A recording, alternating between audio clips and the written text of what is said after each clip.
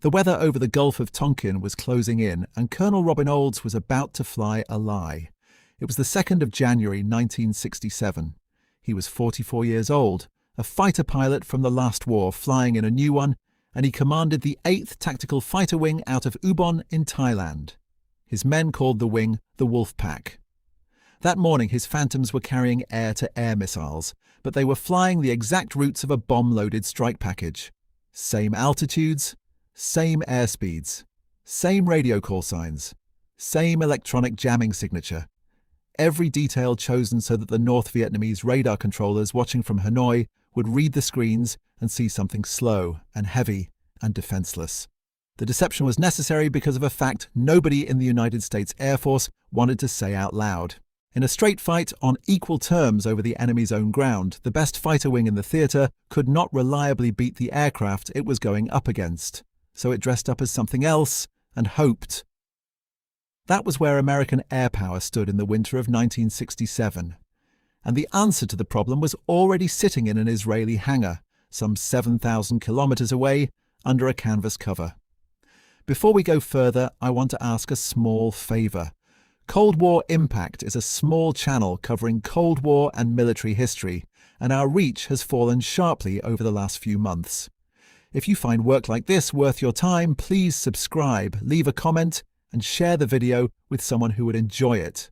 Every single interaction pushes the video to new viewers and lets me keep making these deep research documentaries.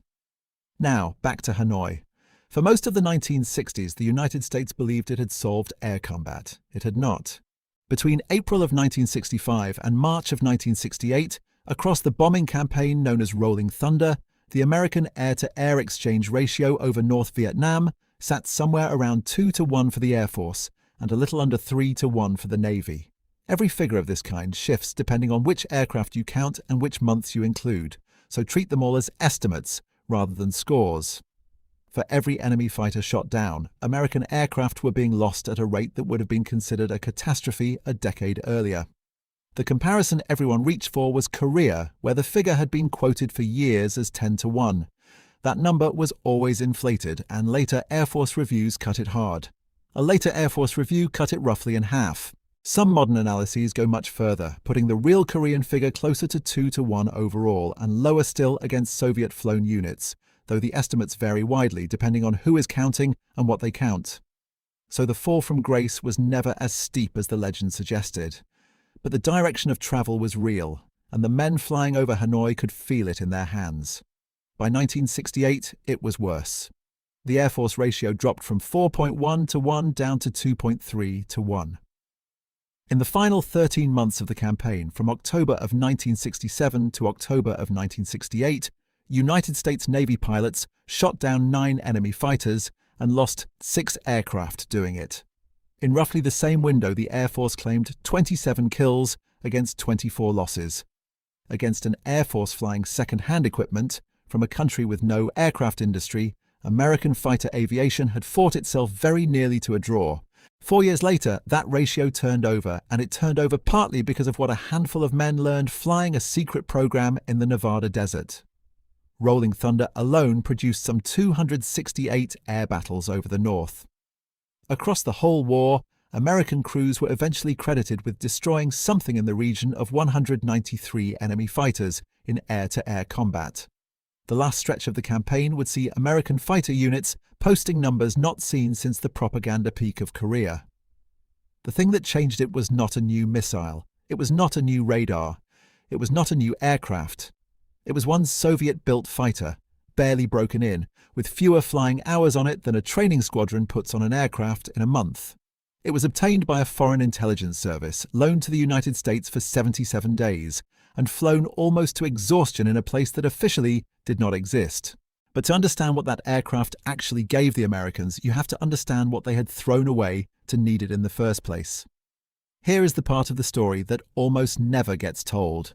The knowledge required to beat the MiG-21 was not exotic. It was not locked in a Soviet safe.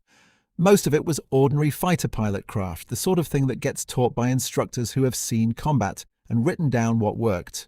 The United States had that knowledge in 1953, and then, deliberately as a matter of policy, it stopped teaching it. The Navy shut down its Fleet Air Gunnery Unit at the turn of the 1960s.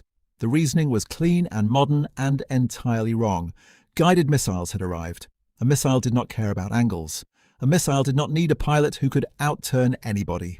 Air combat, the argument ran, had become a matter of detecting the target first and launching from far away, and the whole business of turning and pulling and shooting was a relic of propeller-driven nostalgia.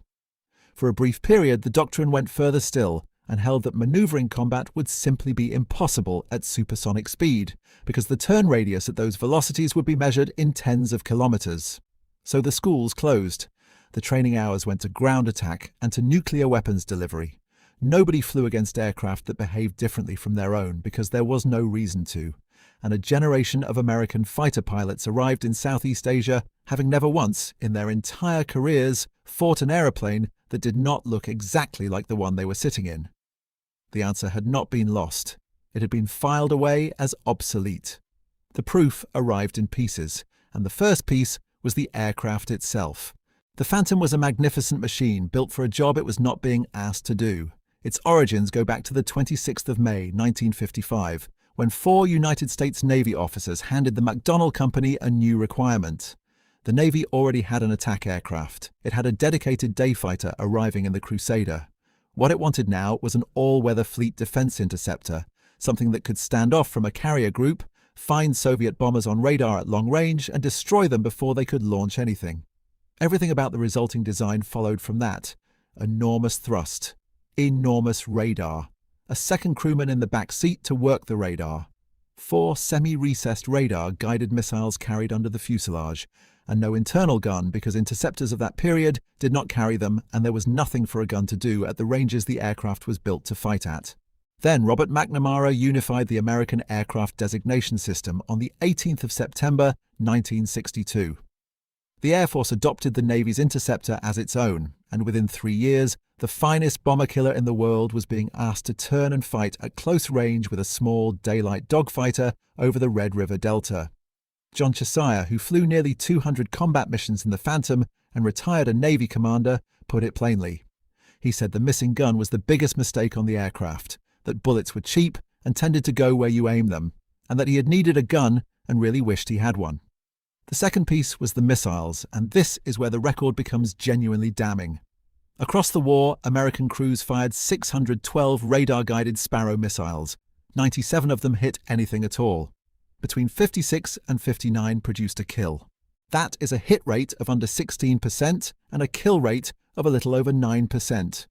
Of all those launches, exactly 2 produced a kill beyond visual range, which was the entire purpose the weapon had been designed and purchased for. The infrared Sidewinder did better, but not by the margin anyone expected. 452 were fired for around 81 kills, a rate near 18%. Before the war, operational testing had predicted the Sidewinder would hit about 65% of the time. That prediction had been produced almost entirely by firing at drones that flew straight and level at high altitude and did nothing to save themselves. The Air Force's own Falcon missile was worse than either. Across the entire conflict, it accounted for 5 kills. Robin Olds thought so little of it that he had his Wings aircraft rewired in the field so they could carry Sidewinders instead. The reasons were not mysterious once anyone bothered to look. The missiles had been engineered to intercept bombers, which are large, predictable, and flying in cold, thin air. They were now being carried in tropical humidity, loaded and unloaded repeatedly, bounced around on flight decks, and pierced steel planking. Then they were fired at small fighters, jinking hard at low altitude, with the ground filling the Seeker's field of view. Sparrows had minimum ranges. Seekers had limits on how much force they could tolerate. Launch envelopes were narrow and poorly understood by the men expected to shoot inside them, which was itself a training failure rather than an engineering one. The single most quoted sentence about the American Air War came out of the review that followed. It observed that almost 600 air-to-air missiles had been fired by Navy and Air Force pilots in about 360 engagements in Southeast Asia between June of 1965 and September of 1968, and that only about 1 in 10 had any probability at all of achieving a kill. The third piece was the rules. American aircrew over the north generally had to identify a target visually before they were allowed to shoot at it, because the sky was crowded and the fear of shooting down friendly aircraft was constant, and entirely reasonable. But a visual identification requirement takes the one genuine advantage a Phantom had, its ability to kill something it could only see on a radar screen and throws it in a river. By the time a crew had closed to the range where they could see what they were looking at, they were inside minimum missile range and inside a knife fight they had never been trained to have. On top of that, for the first 2 years of the campaign, American aircraft were forbidden from attacking the enemy's fighter airfields. They were also barred from striking the main radar and command network, out of fear of killing Soviet or Chinese advisors and widening the war. The enemy therefore enjoyed something no Air Force has ever enjoyed before or since. A sanctuary for his aircraft on the ground, a sanctuary for the system that directed them, and an opponent obliged to come to him. There is one engagement that captures the whole problem in miniature. On the 20th of May 1967, 8 Phantoms fought roughly 15 older MiG-17s. The Americans fired 24 missiles. They shot down 4 aircraft. The enemy fighters formed a defensive circle, each covering the tail of the one ahead, and cannon fire from that circle destroyed a Phantom. One of the American crewmen afterwards said only that the turning ability of the MiG-17 was fantastic. 24 missiles, 4 kills, and that was against the older aeroplane. There was a 4th piece, and it lived inside the American formations themselves. Fighter aircraft over the north generally flew in a 4-ship arrangement built around the principle that the leader was the shooter and everybody else existed to protect him. It was a formation inherited from an earlier era, and it had virtues, but it meant that 4 aircraft, 4 radars, 8 eyes, and 16 radar-guided missiles produced in practice 1 weapon. The wingmen spent the engagement looking at their leader rather than at the sky. Against an enemy who arrived from behind at high speed and left immediately, this was close to the worst possible arrangement, and the aircraft they were flying announced itself. The Phantom's engines trailed a thick, dark smoke plume that could be picked out at a very long distance, so the formation that could not see the enemy was itself visible for kilometers. Which brings us back to Ubon and to the deception Robin Olds flew on the 2nd of January 1967. The plan had been built by a small group of officers inside the wing, with Captain John Stone and First Lieutenant Ralph Wetterhahn, the 2 most consistently named in the record. The concept was simple, and the execution was not. One force from Ubon would go in disguised as bombers to draw the interceptors up. A second force from Da Nang would come in from the other side and sit across the escape route toward the Chinese border, so that the enemy fighters, once committed, would have nowhere safe to run. The weather ruined half of it. Cloud over the target area meant only 3 flights of the Western force ever got into position. Olds led the first. Colonel Daniel James, later the first African-American 4-star general in American history, led another. Stone led the third. What followed lasted about 12 minutes. 7 MiG-21s were claimed destroyed, with 2 more counted as probable, and not a single American aircraft was lost. That was somewhere near half the entire operational MiG-21 force in North Vietnam, removed in a quarter of an hour. Olds took one himself, rolling up and over into the vertical to bring his missile to bear. The Vietnamese account differs, as it usually does, and their version is worth stating plainly. They acknowledge 5 MiG-21s lost that day, all of the pilots getting out alive, and some accounts add a 6th aircraft abandoned after running out of fuel. They describe it as one of the worst days their Air Force experienced in the whole war. One of the pilots shot down and recovered was Nguyen Van Kok, who at that point had not yet destroyed anything, and who would end the war as his country's leading ace. 4 days later, the wing tried the trick again with a different costume, imitating a reconnaissance flight, and took 2 more. The enemy stopped flying the MiG-21 altogether for several weeks while he worked out what had happened, and then he came back, and the American exchange ratio went on falling anyway. That is the detail that matters. Bolo was a genuine triumph of planning and nerve, and it changed nothing structural because a deception works exactly once. The wing had not found a way to beat the MiG-21. It had found a way to make the MiG-21 arrive somewhere inconvenient. Everything underneath, the missiles, the training, the formations, the ignorance, was untouched. It is easy from a distance to treat the Vietnamese People's Air Force as a collection of borrowed hardware flown by amateurs. That reading is comfortable, and it is false, and the men who flew against them knew it was false at the time. The force was small by design and stayed small. It began the air war with a few dozen MiG-17s. At its lowest point in 1967, it was down to around 40 aircraft, of which only 12 were MiG-21s. Even at its peak in 1972, When it fielded well over 180 airframes on paper, barely 70 of them were combat-ready and fewer still were usable on any given day. It was outnumbered in every engagement it ever fought, in some cases by 10 to 1 or worse. What it had instead was a system. The Soviets supplied radar and, more importantly, supplied the doctrine for using it. The Vietnamese built an integrated air defense network in which surface-to-air missile batteries, anti-aircraft artillery, radar stations and fighters all answered to the same picture. Fighters did not go hunting. They sat on the ground, fueled and manned. Controllers watched the American strike package assemble, watched it cross the border, and watched it commit to a route. Then they launched a pair of interceptors at the exact moment that would put them behind the formation with a speed advantage. The instruction to the pilot was rarely to win a dogfight. It was to make one high-speed pass from astern, launch, and leave. Get in behind the Phantoms, kill something, or force the strike aircraft to jettison their bombs and disengage before the escorts could react. A bomber turned back is as good as a bomber destroyed, and it costs you nothing. That tactic worked because it played to everything the MiG-21 was and around everything it was not. The aircraft in question was the MiG-21 F-13, a short-range daylight interceptor with a tailed delta wing. Empty, it weighed about 4,871 kilograms, roughly 10,739 pounds, which made it a genuinely small aeroplane by the standards of what it was fighting. Its engine was a Tumansky design producing somewhere in the region of 11,000 to 12,000 pounds of thrust in afterburner, depending on which source you trust. It could reach about Mach 2.05 and had a service ceiling near 62,000 feet. Its wing loading was extraordinarily low, in the region of 50 to 55 pounds per square foot. That single number explains most of what made it dangerous, because it meant the aircraft could generate a very tight turn very quickly.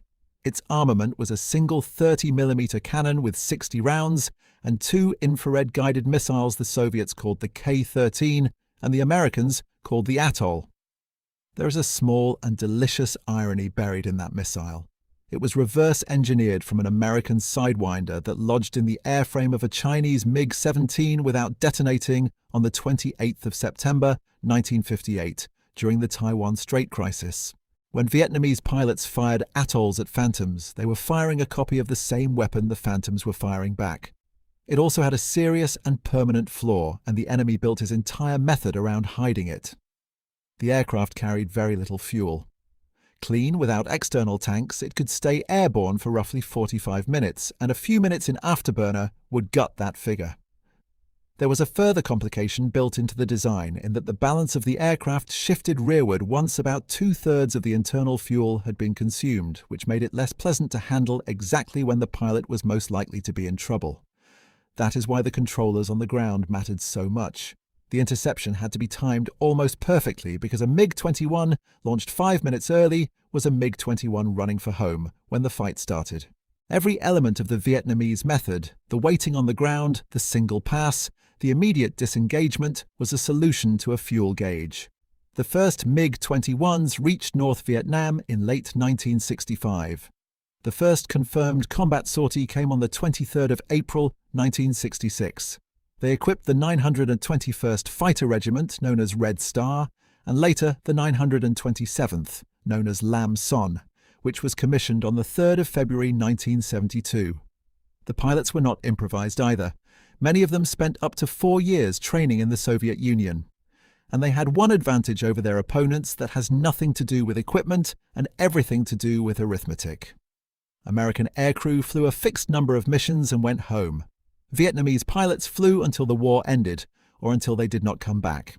The consequence was a small, permanent core of men who accumulated combat experience continuously for years, facing a rotating stream of opponents, most of whom were on their first tour.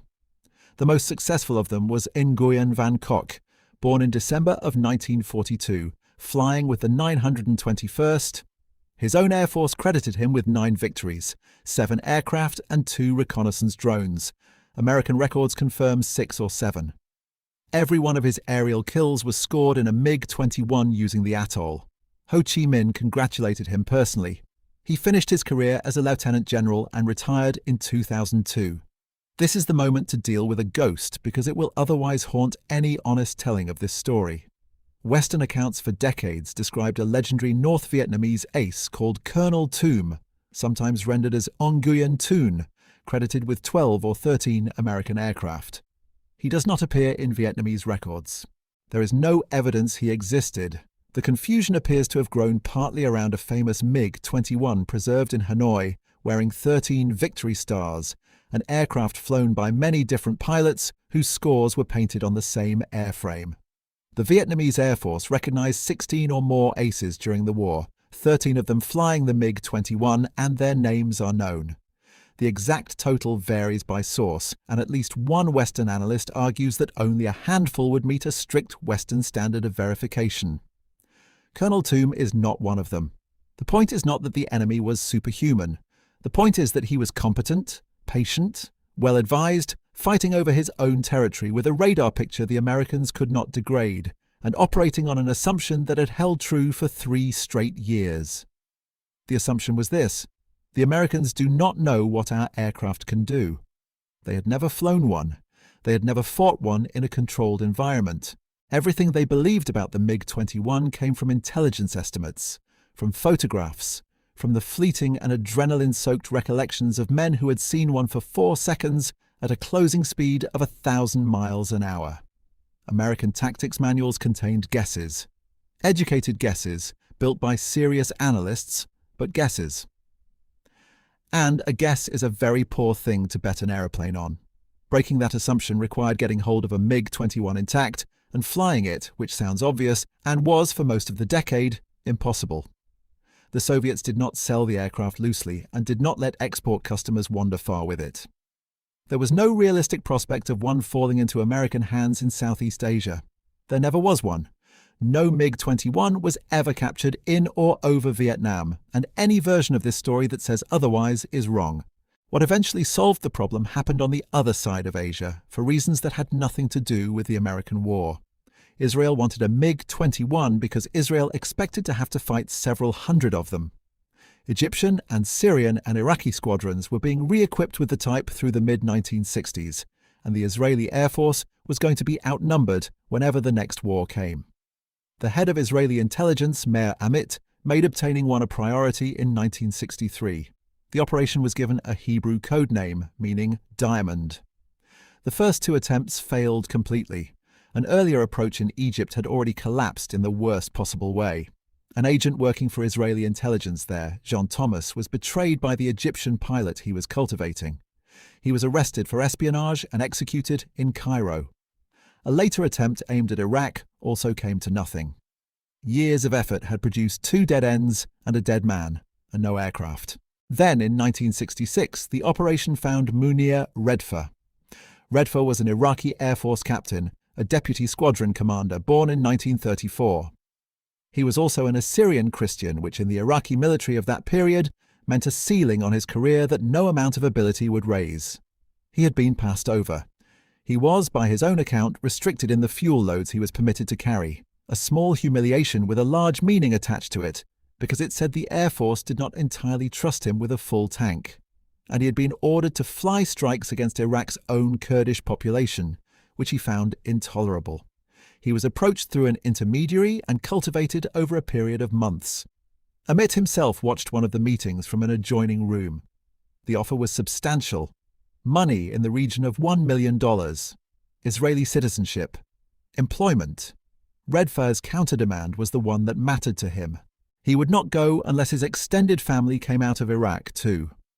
On the 16th of August, 1966, Redfa took off from an Iraqi airfield on what was logged as a training flight. With full tanks, he had no business carrying. He flew roughly 900 kilometers. Syrian Air Defense queried the aircraft and was told it was a training flight and let it pass. Israeli fighters met him and escorted him to Hatzor Air Base, where he landed a MiG-21F-13, Iraqi tail number 534, with very little fuel remaining. His family was brought out separately, moved through Iran with the assistance of Kurdish fighters. The Israelis repainted the aircraft with the number 007, which tells you something about the mood in the hangar that week. Their test pilot Danny Shapira flew it repeatedly against Israeli fighters, and the Israeli Air Force rewrote its tactics around what he found. The results showed up quickly. On the 7th of April, 1967, Israeli fighters shot down 6 Syrian MiG-21s over the Golan Heights without losing an aircraft. Washington noticed. It is here that the popular version of this story goes wrong, and the correction is worth making because the truth is a better story than the myth. The Central Intelligence Agency did not steal a MiG-21, did not fly it to Nevada, and did not run the program that tested it. What the agency actually did was more useful and less cinematic. Its director, Richard Helms, spent much of 1967 arguing inside the American government that if the Israelis had extracted that much value from the aircraft, the United States needed to fly it too. The agency also happened to own the airfield where such a thing could be done without anyone finding out, because Groom Lake in Nevada had been built for the U-2 and expanded for the program that produced the Blackbird. In January of 1968, Israel agreed to lend the aircraft. In exchange, deliveries of American Phantoms to Israel began. It was a straightforward trade between allies, negotiated at the highest level, and it worked because both sides wanted the same thing. The project that followed was sponsored by the Defense Intelligence Agency and executed by the Foreign Technology Division of the United States Air Force, drawing test pilots and analysts from the Air Force Flight Test Center, from Tactical Air Command, and from the Navy. It was given the code name Have Doughnut, reportedly because of the aircraft's circular nose intake. The aircraft arrived disassembled and crated and was put back together at Groom Lake over roughly 15 days. In American paperwork, it was designated YF-110, a fictitious American designation applied so that anybody reading a flight schedule would see nothing unusual. It was, by any measure, nearly new. Manufactured in the last quarter of 1963, it had accumulated only about 135 hours on the airframe and 165 on the engine. Nobody had worn it out. Whatever the Americans learned from it would be what the aircraft was actually like, not what a tired example was like. The loan came with a hard boundary, and the boundary is the reason this story has a clock in it. The aircraft was available from the 23rd of January to the 8th of April, 1968. 77 days. After that, it went back to Israel, and there was no guarantee anything like it would ever be available again. Those 77 days landed in the worst weeks of the American war. The Tet Offensive began on the 30th of January 1968, 1 week after the aircraft became available. Public support in the United States was collapsing. Rolling Thunder was being wound down and would be halted over most of the North before the year was out. The air war had reached the point where the Air Force ratio was sliding toward 2-to-1, and the Navy had spent more than a year barely breaking even. Meanwhile, in a corner of Nevada that did not appear on any published map, 6 maintenance men were preparing to turn a Soviet fighter around in about 20 minutes between sorties.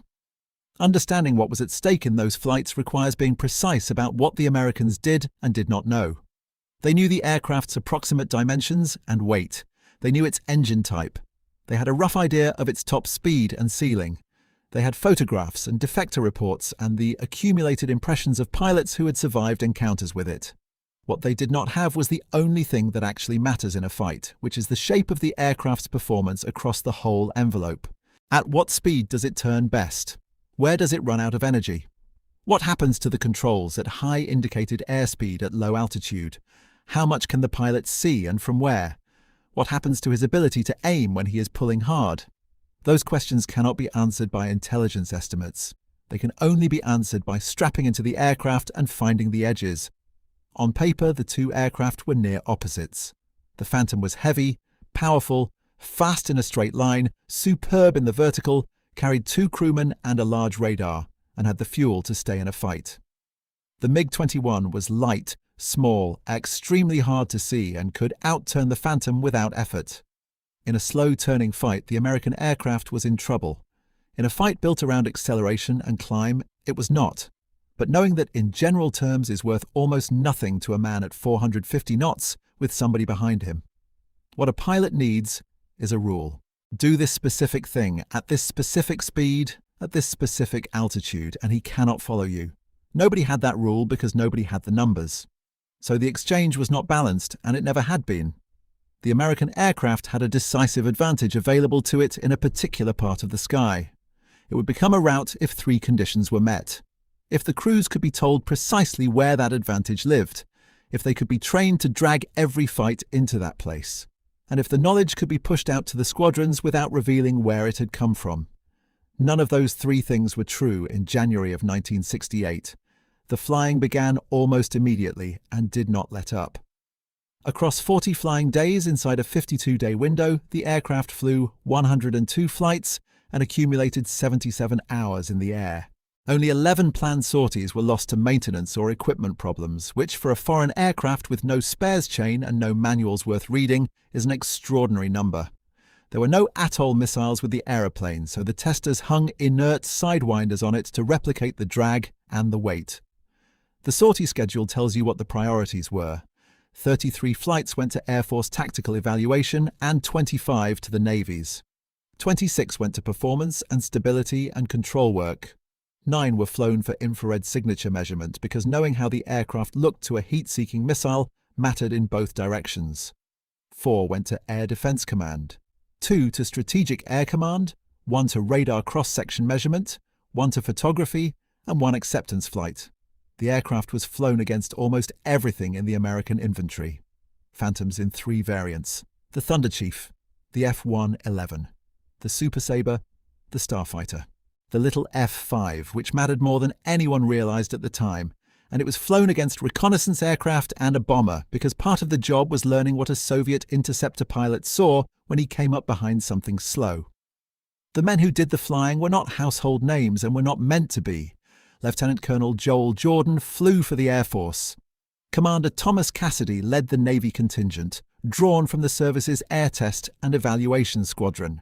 Fred Cuthill and Gerald Larson also flew the aircraft. Their names surfaced publicly only decades later. What they found broke the assumption the whole enemy system had been resting on.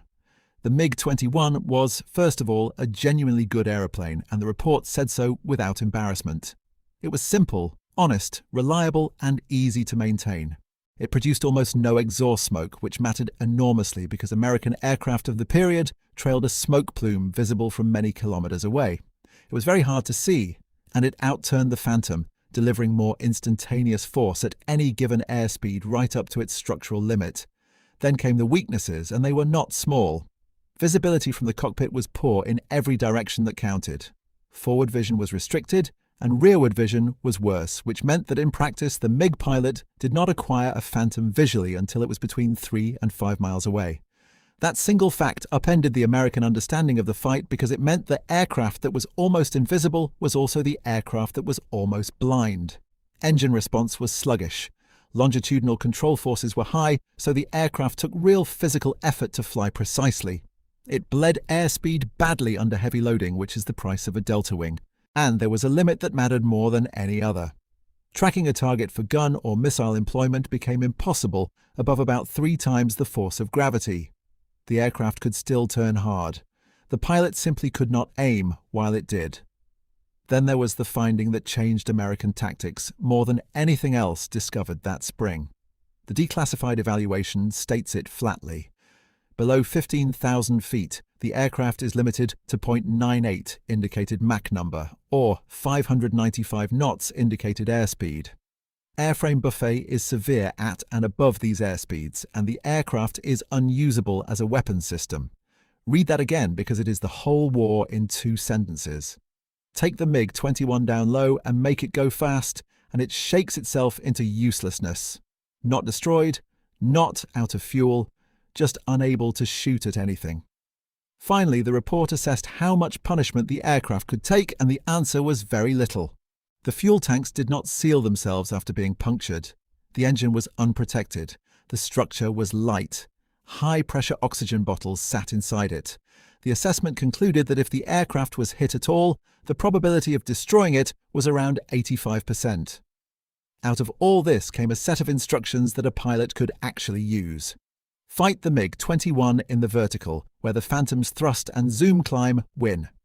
Do not attempt to match its turn. Drag it low and fast into the region where its own airframe disarms it. And for the Thunder Chief, the Super Sabre and the F-111, the instruction was simpler and blunter. Do not maneuver with this aircraft at all. Use speed and leave. The program did not stop there. On the 12th of August, 1968, 2 Syrian MiG-17s landed in Israel by mistake after their pilots became lost. Those aircraft were loaned to the United States in turn. The first flew at Groom Lake from the 17th of February 1969 under the name Have Drill, logging 172 sorties in 55 days. The second followed on the 9th of April as Have Ferry, adding 52 sorties. Both wore the cover designation YIF 114C. The MiG-17 findings were, if anything, more alarming. In its best speed band, roughly 300 to 350 knots, it simply could not be outturned by anything the Americans had. It left no smoke. Its cannon did catastrophic damage when they connected. It could fly 4 or 5 sorties a day without complaint. The recommendation was to keep ingress speed high, never to slow down into its part of the sky, and never to re-attack without first opening up 2.5 to 3 miles of separation while keeping it in sight. And there was one more finding, almost thrown away in the reports, that says a great deal about the previous 3 years. Of every aircraft evaluated, the Phantom was by far the easiest to see. The MiG-17 and the little American F-5 were the hardest. For years, American crews had been fighting an opponent they could not see, in an aircraft the opponent could see from a very long way off, with missiles that failed 9 times in 10, under rules that forced them to close to knife range first. It was never a mystery. It was arithmetic that nobody had done. Then came the problem of what to do with the answers. Everything from these programs was classified at a level that made it nearly useless. Results were restricted to briefed personnel only.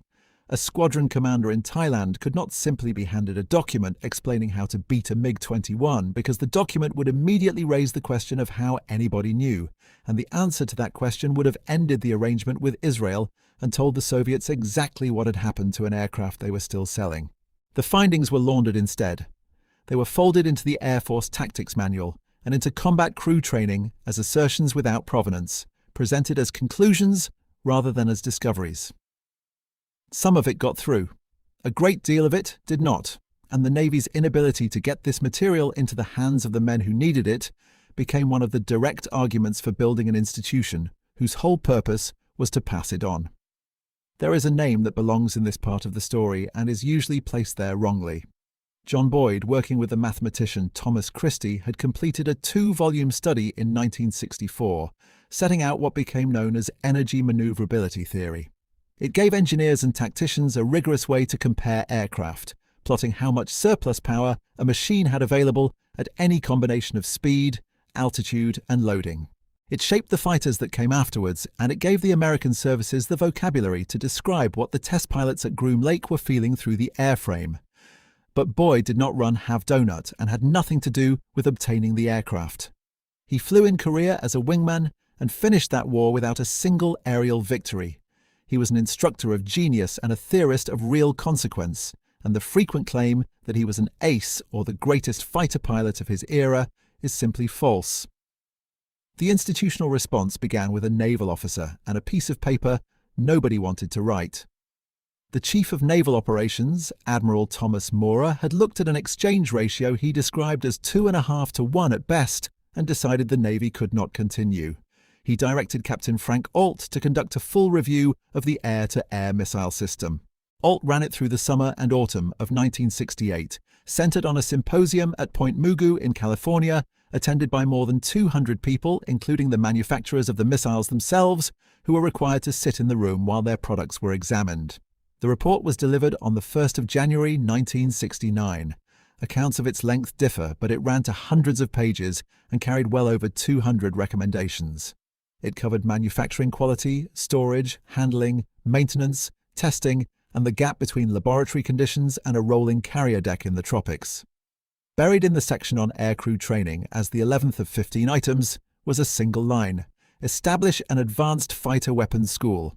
That school opened on the 3rd of March 1969 at Miramar in California, attached to an existing training squadron. It had almost no money. Its first home was a stolen trailer. Its first officer in charge was Lieutenant Commander Dan Peterson, and he assembled 8 instructors to build a syllabus from nothing. What they built it out of matters. They used the Ault findings, the accumulated combat reports, and the exploitation data that could be got at, and they flew against aircraft that behaved like the enemy rather than like themselves.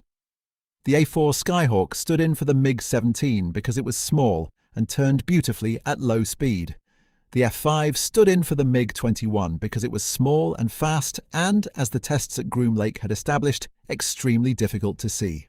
The method they invented is now standard everywhere and was close to heresy at the time. Students were sent up against instructors flying aircraft with different strengths, told to lose, and then brought into a room afterwards where the flight was pulled apart in front of everyone. Rank was set aside inside that room. A junior officer could be told he had been wrong in detail with the tape running and was expected to say so himself. The school also took the graduates and pushed them back out to the fleet squadrons deliberately, so that each man became a teacher rather than a trophy. That last decision is why a school of a handful of instructors could change the behaviour of an entire naval air arm within 3 years. There is one persistent claim about all this that deserves a straight answer. The absence of a gun on the Phantom is usually presented as the single fatal flaw of the American air war, and it was not. The gun-armed F-4E did good work, and pilots wanted it. But the statistics are clear that the overwhelming majority of American victories in Vietnam were scored with missiles, most of them heat-seeking. The gun's real contribution was less direct. Carrying one obliged crews to think about closing, about angles, about the geometry of a turning fight, and that habit of mind was worth more than the ammunition. The Navy's first victory by a graduate came on the 28th of March 1970 when Lieutenant Jerry Beaulieu shot down a MiG-21. The Air Force took longer and moved differently. Its instinct was to solve the problem with equipment, and it did some of that well, most obviously by putting an internal 20mm cannon into the F-4E. Its own analysis effort, Project Red Baron, worked through the war's air-to-air encounters in detail. But the training reform arrived later. A dedicated aggressor squadron stood up at Nellis in the autumn of 1972, flying trainers and then F-5Es specifically to imitate the MiG-21, and a second followed in 1975. That same year, the Air Force built the exercise that changed everything afterwards. Red Flag was pushed through by Colonel Richard Souter and approved by the Commander of Tactical Air Command, General Robert Dixon, in May of 1975. The first exercise ran on the 29th of November that year with 37 aircraft, 561 people and 552 sorties. Its founding premise came straight out of the war's statistics, which had shown that a crew's chances of survival rose sharply once they had a few real engagements behind them, so the Air Force decided to give them those engagements before anyone shot at them.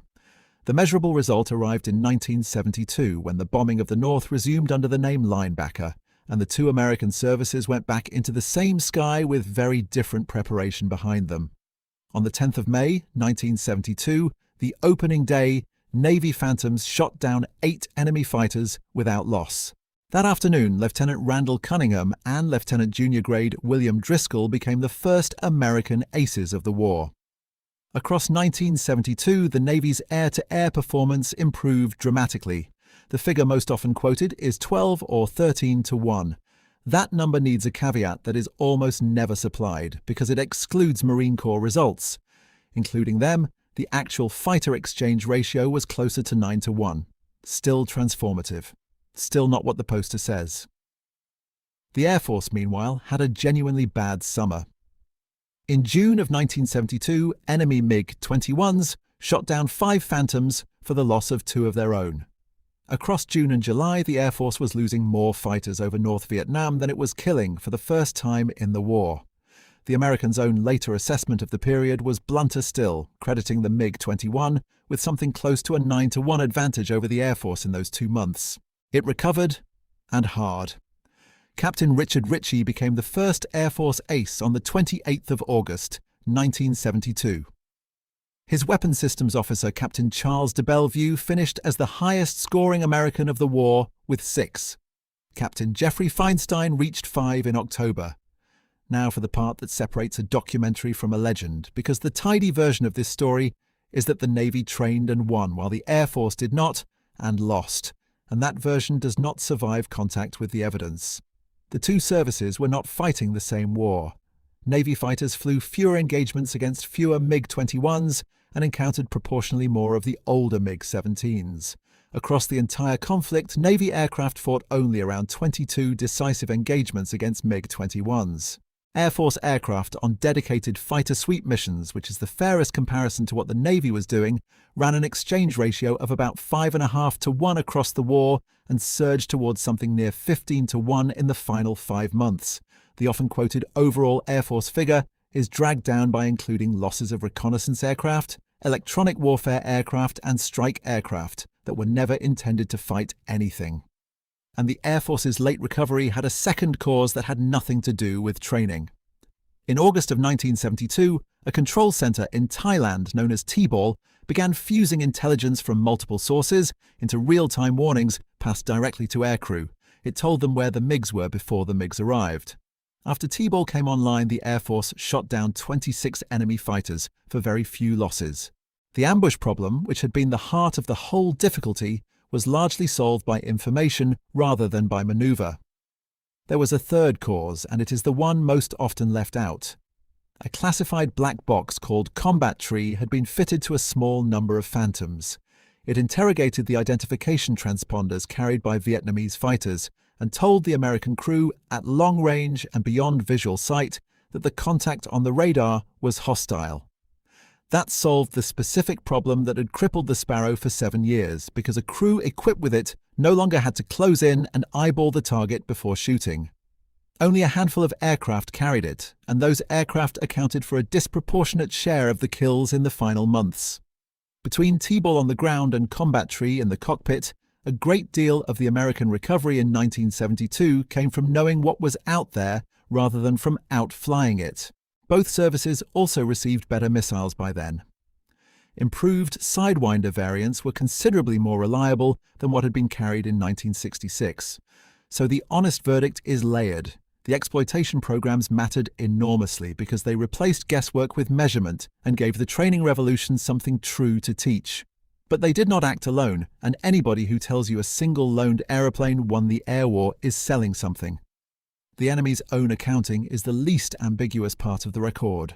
During Linebacker, the Vietnamese People's Air Force acknowledged the loss of 47 aircraft, 26 of them MiG-21s. American claims for the same period ran higher, above 60, which is the normal gap between what aircrew report and what the other side admits. The men at the center of this received, in the main, nothing. Munir Redfa spent the rest of his life under a different name. He was, for a period, the most consequential defector of the decade, and almost nobody outside a small circle knew his name while he was alive. He died of a heart attack around 1998. There is a footnote to his defection that reaches into the present. After he flew out, the Iraqi Air Force is reported to have barred Christians from flying, a restriction said to have lasted until 2003. The claim appears in several accounts of the defection and is difficult to verify independently. A man who left because of what his religion had cost him made it cost the next generation more. The test pilots stayed anonymous for decades because that was the arrangement they had accepted. The exploitation work did not stop when the loaned aircraft went home in April of 1968. It expanded into something permanent and strange. On the 1st of April 1977, the Air Force established a squadron whose entire purpose was to fly Soviet aircraft against American crews. Operating from Tonopah in Nevada from July of 1979, under the program name Constant Peg, it flew genuine MiG-17s, MiG-21s, and MiG-23s, hidden behind fictitious American designations. Its founder and first commander at Tonopah was Colonel Gilad Peck, and the program's name combined a general's radio call sign with the name of Peck's wife. Between 1977 and 1988, it flew more than 15,000 sorties and put roughly 6,000 American aircrew into a real fight with a real Soviet fighter before they ever met one in anger. 69 pilots served as its adversary flyers. 2 of them were killed doing it. Navy Lieutenant Hugh Brown died in a MiG-17 on the 23rd of August, 1979. Air Force Captain Mark Postai died in a MiG-23 on the 21st of October, 1982.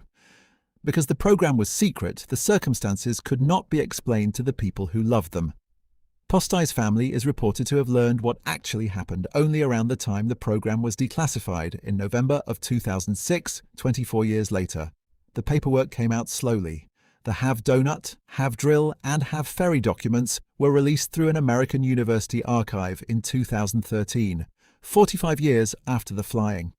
Robin Olds retired as a brigadier general in 1973 and died on the 14th of June 2007. Frank Ault, whose report is the reason the Navy has a fighter weapons school at all, died in August of 2006. Even the aircraft itself has an unresolved ending. A MiG-21 F-13 wearing the number 007 sits in the Israeli Air Force Museum at Hatzerim today. Whether it is the same airframe Redfa flew out of Iraq is genuinely disputed. Well-sourced aviation reporting holds that when Israel asked for the original back in 1982, the United States supplied a different MiG-21 instead, drawn from stock obtained elsewhere. Other accounts insist the displayed aircraft is the original. The question has never been settled publicly. What did not stop was the practice. Adversary training is now permanent and unremarkable, which is the highest compliment an institution can be paid. Red Flag still runs. The Air Force still maintains dedicated aggressor units at Nellis, and in 2022, it reactivated a second such squadron flying the F-35 so that American pilots can train against a simulation of the most advanced threat rather than the cheapest one.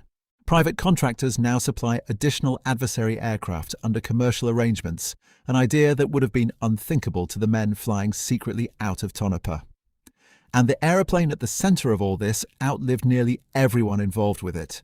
India retired its last MiG-21s on the 26th of September 2025 at Chandigarh. The final unit to fly them was No. 23 Squadron, and the Chief of the Indian Air Force flew one himself in the farewell formation. India had operated 872 of them since 1963, most built under license at home. More than 400 were lost in accidents, killing over 200 pilots, and the aircraft acquired a grim nickname in the Indian press that followed it to the end. Croatia retired its last examples in late 2024 and Romania in 2023. By fleet data compiled in 2025, roughly 7 air forces still hold around 100 MiG-21s between them, with North Korea, Angola and Yemen holding the largest numbers and the operational condition of many of them unknown. The Chinese-built derivative, the J-7, remains in far wider service, with something in the region of 400 still flying with Chinese forces alone. A design first flown in the mid-1950s is still on strength in its 8th decade. The last thought belongs to the thing this story is actually about, which is not an aeroplane at all. For 3 years, the most technically advanced air force on Earth fought an opponent it had never measured, using weapons validated against targets that did not fight back, flown by men forbidden to practice the only skill the fight required. Every element of that failure was self-inflicted, and every element of it was fixable. What Redfa delivered to a runway in Israel in August of 1966 was not a war-winning weapon.